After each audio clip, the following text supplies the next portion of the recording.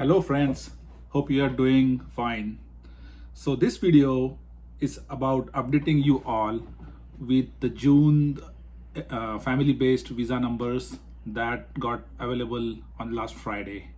So as I explained in my last video, from October 2021 to May 2022, there were approximately 105 family-based visas issued by the Department of State out of 226,000. Now, June numbers are out.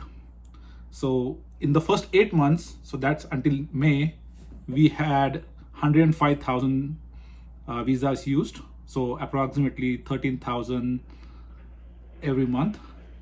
And then, as they say, that the past data is a good predictor of the future.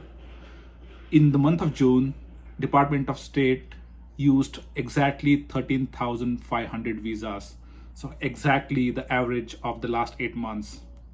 So now we are down to last 106,000 visas that Department of State has to use in last 3 months in order to prevent any spillover.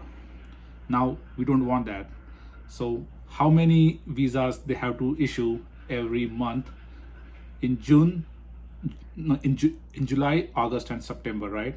So we are left with 106,000 visas divided by 4. You can calculate that. It's almost like 35,000 visas every month. So if Department of State has to not waste a single family-based visas, they have to issue 35,000 visas at the consulates every single month for July, August, and September, where their average effort is 13,000 visas. So they have to make an really big effort to make any family-based spillover go away. But it's not going to happen. So 13,000 times 3, that's 39,000 out of 106,000. So that leaves us with about 67,000 visas spillover. You take probably 15,000 out of that for USCIS issued visas. So still we are in line with getting 50,000 spillover from family-based to employment-based starting October when the FY 2023 starts. I think this is a really good update for people on the employment-based category, especially for India, EB2 and EB3. So I kind of wanted to share this update, and as I promised, for remaining 3 months, I will keep sharing those numbers with you so that we all are able to track how much is the spillover. So now I think you know that 50,000 spillover. Where would that date take us in the priority dates? And that is kind of like a very difficult to predict. So in my last video, I predicted that 50,000 will take us to probably end of December, and I still stick with my numbers that it should at least take us to 2015 December. There have been a lot of chatter around that USCIS has 170,000 pending applications against the 100,000 visas that they are still remaining to be issued this year. And I think this number is completely fine because, first of all, that 170,000 visas, it includes both India and then the rest of the world. And as we know, rest of the world is 140,000, and then spillover is 140,000.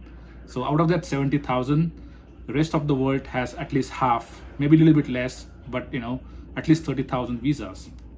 So we are still going at a really good pace. Also, there are so many duplicate I-485s. So remember, in October 2020, a lot of people downgraded from EB2 to EB3 and then filed it, and then again came back to EB2, filed another I-485 form. There are like tons of duplicate I-485s in that 175,000 visas. So as USCIS keeps adjudicating more and more and more green cards in the next few days, you are going to see that those duplicate I-485s are going to be moot. Moot means you no longer need it, so they will get automatically rejected or cancelled. And then one thing that I want you to realize, right? So 170,000 is the total demand that they have created. Now, if you look at the processing times that USCIS publishes, it's anywhere from 18 months to 24 months. So 170,000 is not really a big number because they have to create demand to match the lead time of 18 months.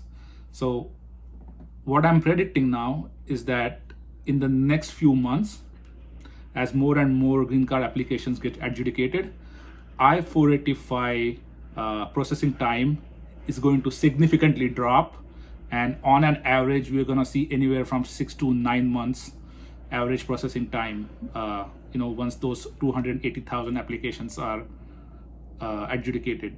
Let's hope that all of them get adjudicated. But again, in that case, USCIS at any point in the time, they have to keep inventory of 6 to 7, 8, 9 months on hand, and that is a very standard practice. So there's no need to worry that they have 170,000. Basically, in layman's term, right, we call it work in progress. So you always need to have work in progress to match your lead time. So that is my update for today. If you have any questions, any comments, any concerns, please put that into the comments. I read all of the comments and I try to reply to most of them. So if you have any concerns, then please put that into the comment. But again, USCIS is doing well. They are in line to use all 280,000 applications. Department of State is doing well for EB, well for employment-based category. That is, they are issuing only 13,000 average visas, and they need to do 30,000. So they are well behind their schedule. I also want you to think, right? All those remaining 106,000 family-based visas that Department of State has to issue in last 3 months. I mean, the appointments for those have already been taken place, right? Because it's an in-person visa appointment. So most of the appointments are already in place for those visas. We don't know how many, but all the consulates, they already have scheduled or almost about to schedule all the visa appointments for those family-based visas. Now, consulates still remain very busy, still remain short-staffed, and then they are issuing tons and tons of student visas. They are issuing tons and tons of H-1B visas, and then they are issuing tons and tons of refugee visas and whatnot. So they are super busy. Like consular officers are super busy. So I am still very confident that they are going to keep using only 13 to 15,000 visas. And even if they make like a best effort and use like 20,000, we are still going to be left with lots and lots of spillover from family-based to employment-based. Remember, like most of the demand is used in India and Mexico, and that's where everything is really busy. Like in India, for example, you can't even get H-1B appointment for the next 1 year. That's how busy the consulates are. Student visa appointments are all the way booked until August. So guys, I mean, we are in good shape to get some spillover, and I'm hope that let's extend this date. Let's hope that priority date moves. USCIS will decide how much priority date they want to move. They might not move the priority date right away. Like they will go probably in 3 months, 4 months time, like 3 and 4 month slots. But I think they are going to move it.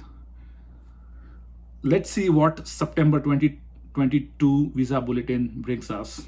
I have a gut feeling, and I have been wrong before, but I have been also right before. I have a gut feeling that if they are actually adjudicating the applications at 1 to 1.5K a day, I have a gut feeling that USCIS will move the priority date again in September by a little bit, maybe, couple of months. So let's see what September brings us, and that will actually give us like a clear indication of where they stand. So I hope you like this video. If you haven't subscribed to my channel, I highly recommend that you subscribe to my channel and get all the latest updates that USCIS and Department of State shares. And I hope you enjoyed my video and find value in it. Until next video, all the best. Bye-bye.